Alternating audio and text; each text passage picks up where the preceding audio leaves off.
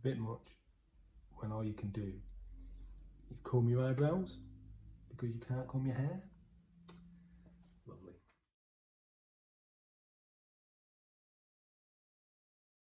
Hi, my name is Billy, I read books, and welcome back to my channel Book Reading Billy, and welcome to my monthly wrap up for July 2022, where I read, well, I've got 5 books to talk to you about from July.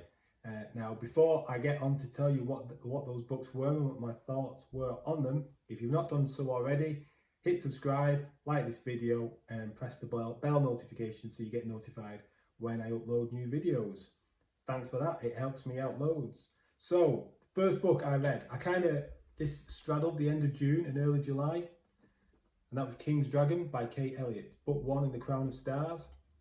This took me quite a while to read, which is why I've not read as many books as I was hoping to have done this month.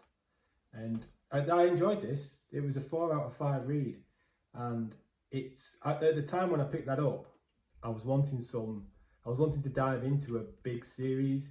I was wanting to get back to something that felt substantial with a lot of world building, lots of detail and characters and mythology and lore and multi-layered stories, and that's exactly what King's Dragon gave me. I've been reading standalones and duologies before then for quite a while, and King's Dragon scratched that itch massively. So it was a slow read. It took a bit of time. It could probably have been done with being a little bit shorter, just to condense it a little bit and speed it up.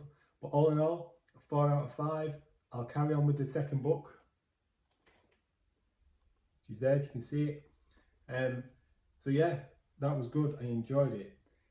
Unfortunately though, the month kind of went downhill from there, because I then picked up Leviathan Wakes, which is book 1 in the Expanse series by James S.A. Corey, and I was disappointed with this. I gave it a 3.75 out of 5. Now 3.75 is a bit of a strange rating to give something, but bear with me. I know what a 3-star read feels like when I read it. It's like just average. A 3.5 is, yeah, it's all right. It's got some redeeming features to it, but it's still a bit, just a bit average. A 3.75 is a book that kind of starts off here, dips, and then redeems itself. And that's kind of what Leviathan Wakes did for me, really. Started off really, really good. I whizzed through the first 20% of that book, the first quarter. And then it kind of went a bit daft. And it was like it didn't know what it wanted to be for me. Was it a detective story? Was it an action adventure story? Was it a bit of a comedy? Was it a space opera? Who knows? Because it was trying to mash all of them together. And it kept on pulling me out of the story.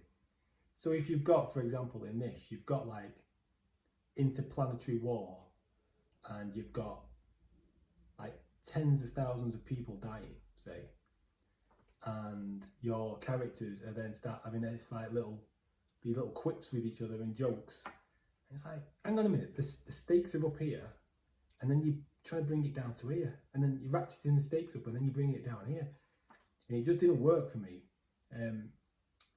So like I say, it got a bit silly, it got a bit daft, and I was like, oh, you know what, I'm even going to finish this book. But then it did pick up. It picked up as long as you don't ask any questions.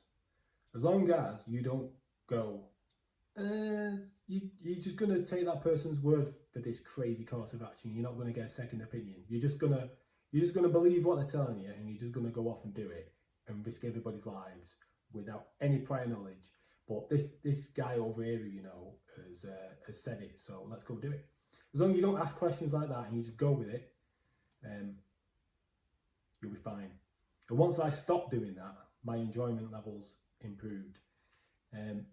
But thankfully, it ended well. The end of the book, the conclusion to that story, was good and was satisfying, because I wasn't going to carry on with the series, but the way it ended has made me think, yeah, I will.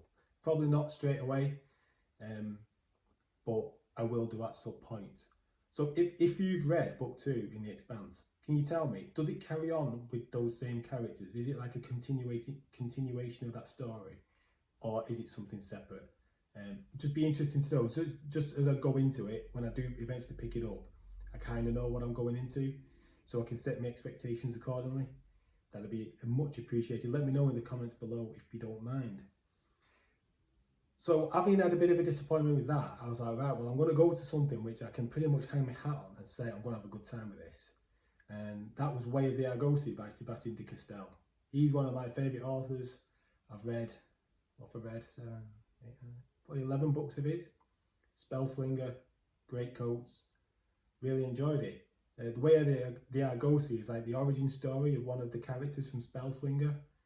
And I was thinking, this is going to be good, it's going to be a bit light, a bit breezy maybe, but with a good dollop of entertainment and fun and humour in it. And I was wrong, because it wasn't. I gave it 3 out of 5, which I think is the lowest maybe score I've given one of his books. Maybe one of the Spellslinger ones I was a little bit jaded with, and I give it a 3 out of 5, I don't know, but this was quite sombre really, a bit downbeat.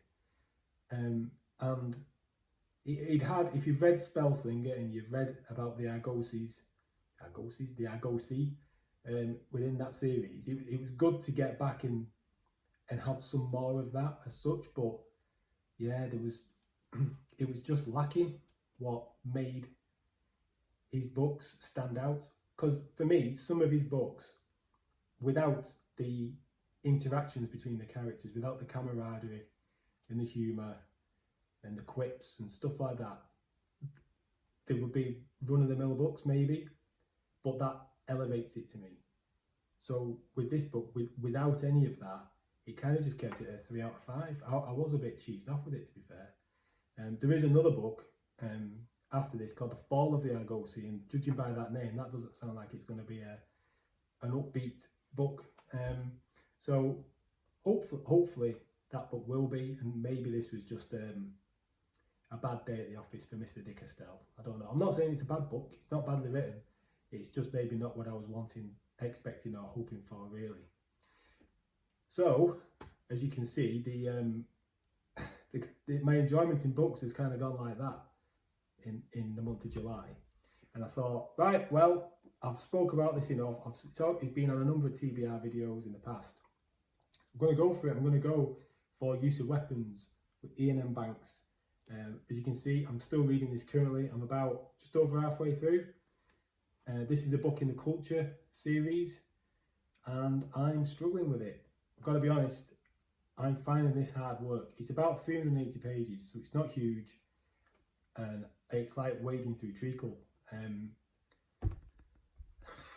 don't know. It's there's some things in it that I like, but there's some choices within that book which I'd struggle to understand why you would do that. The main one being is the structure of it, in terms of you've got these characters, and then every now and again there's it changes not perspective, but it's almost like a flashback, but he doesn't tell you it's a flashback, and he doesn't tell you who it is who's involved, other than it's a man. And it took the best part of half the book until I worked out and realised who that actually was. So for the first half of the book, I was thinking, who is this person and why do I care? I think it might be that guy who I'm reading about a bit, but it's not telling me. I don't know, it could be anyone. And it was like, why is this happening? Why are you doing this? Why have you structured your book in this way? And it really spoiled the enjoyment. I think I've got past that now, and the story's going on. But the other problem I've got is I feel like I'm missing some backstory, or I'm missing... It's like I picked up book 2 in a trilogy without reading book 1. Now, I don't know whether that's because I've not read the first book. Everyone I've seen talk about this series, people who've commented on these videos, have said you can go anywhere really. You don't have to start at book 1, and in fact book 1 isn't the best. That book's Consider Fleabas, I think it's called. So maybe, and what I'm expecting is that the more books I read in the series, the more dots will get joined, and more will make sense, and I will pick up more as I go along. That's what I'm hoping. I'm not gonna quit the book. I'm not gonna quit the series. I will carry on, because I've got this. I've got The Player of Games, and I've got Consider Fleabag. So I will at least read those three, and then make a decision on where I'm going to go with it there. But because I was having a tough time with the use of weapons, I thought, you know what, I'm going to grind to a halt with this, and I don't want to do that. I want to enjoy reading, and I do often have 2 books on the go at any one time. I normally if I've got a physical book on the go, it'll be as my main book, and I consider this my main book I'm reading at the minute. I will have a digital book with a, what's a polite way of saying that, my backup book. Every now and again the backup book becomes the main book, but you get my drift. So what I did was I started The Arithmetist by Brandon Sanderson, because I've had that for a while. I know that's aimed at a younger audience, and it's not going to be too heavy. I'm going to be able to breeze through that. It's a Sanderson book, so it's not going to be terrible. As long as it's not as bad as that first book in Mistborn Era 2, it's going to be fine. And you know what? That's all right. I'm enjoying that more than I'm enjoying Use of Weapons. I'm about a quarter of the way through it, and I don't hear many people talk about it. I picked that up because there was a video Elliot Brooks did a while ago. I think she read it and reviewed it and gushed about it, really. And the Arithmetist, briefly, is about these Arithmetists who have the power to draw circles and shapes with chalk as defense mechanisms, and can draw these like chalklings, which are like monsters basically, which can come to life and kind of like wriggle along the floor and attack other enemy chalklings and other Arithmetists and breach their defences.